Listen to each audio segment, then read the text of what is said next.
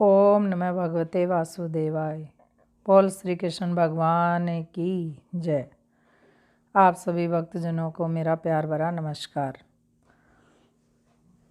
तो आप सभी को और मेरे अपने जीवन को भी मंगलमय करने के लिए हम सभी अनेक प्रकार के व्रत और त्यौहार करते हैं, उपवास करते हैं और इनका पालन करके अपने जीवन को सफल बनाते हैं।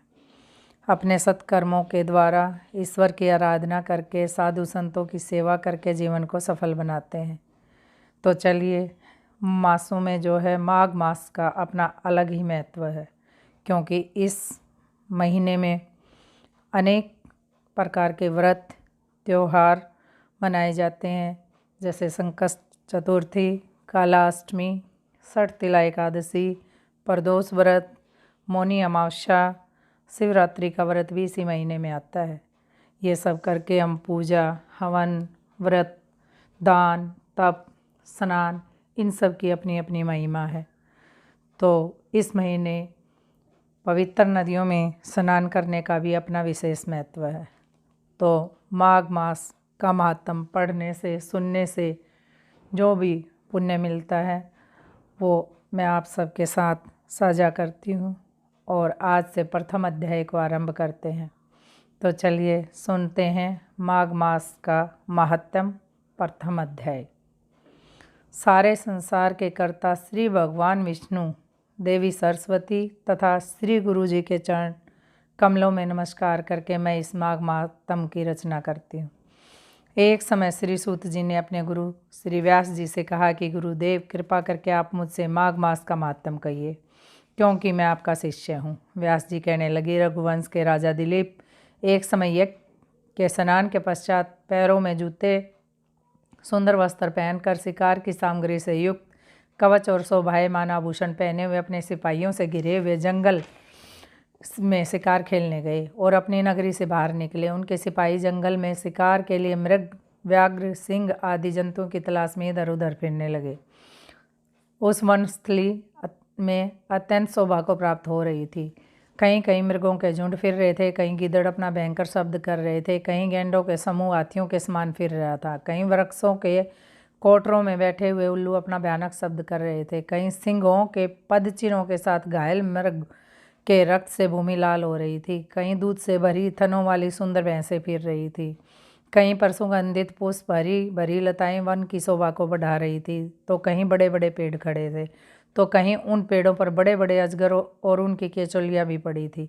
उसी समय राजा सिपाहियों के बाजे की आवाज़ सुनकर एक मृग वन में से निकलकर भागने लगा और बड़ी बड़ी चौकड़ियाँ भरता हुआ आगे बढ़ना लगा। राजा ने उसके पीछे अपना घोड़ा दौड़ाया, परंतु मृग पूरी शक्ति से भागने लगा। मृग कांटेदार वृक्षों के एक जंगल में घुस गया और राजा भी उसके पीछे वन में प्रवेश कर गया, परंतु दूर जाकर मृग राजा की दृष्टि से ओझल होकर कहीं निकल गया। राजा निर्जन वन में अपने सैनिकों सहित प्यास के मारे अति दुखी हो गया। दोपहर के समय अधिक मार्ग पर चलने से सैनिक थक गए और घोड़े भी रुक गए। कुछ देर बाद राजा ने एक बड़ा भारी सुंदर सरोवर देखा, जिसके किनारे घने वृक्ष थे। इसका जल सज्जनों के हृदय के समान स्वच्छ और पवित्र था। सरोवर का जल लहरों से बड़ा ही सुंदर लगता था। जल में अनेक प्रकार के जल जंतु, मछलियाँ आदि स्वच्छंदता से इधर उधर फिर रहे थे। दुष्टों के समान निर्दयी चित्त वाले मगरमच्छ भी थे। किसी किसी जगह लोभी के घर के समान सिमाल भी पड़ी हुई थी। जैसे विपत्ति में पड़े हुए लोगों के दुखों को हरने वाले दानी पुरुष के समान यह सरोवर अपने जल से सबको सुखी करता था, वैसे ही मेघ चातक के दुख को हरता है। इस सरोवर को देखकर राजा की थकावट दूर हो गई। रात्रि को राजा ने वहीं विश्राम किया और सैनिक पहरा देने लगे और चारों तरफ फैल गए। रात के अंतिम समय में शुक्रों के एक झुंड ने आकर सरोवर में पानी पिया और कमल के झुंड के पास आए। तब शिकारियों ने सावधान होकर शुक्रों पर आक्रमण किया और उनको मार कर पृथ्वी पर गिरा दिया। उस समय सब शिकारी को लाल करते हुए बड़ी प्रसन्नता के साथ राजा के पास गए और राजा प्रभात हुआ देखकर उसके साथ अपनी नगरी की तरफ चल पड़ा।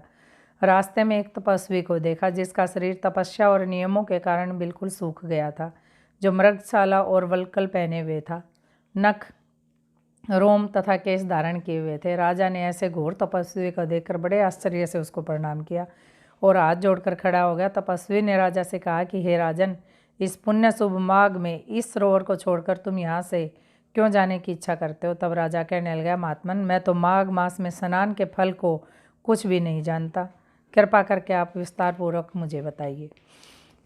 बोलो श्री कृष्ण भगवान की जय। माघ मास अध्याय 1 संपूर्ण।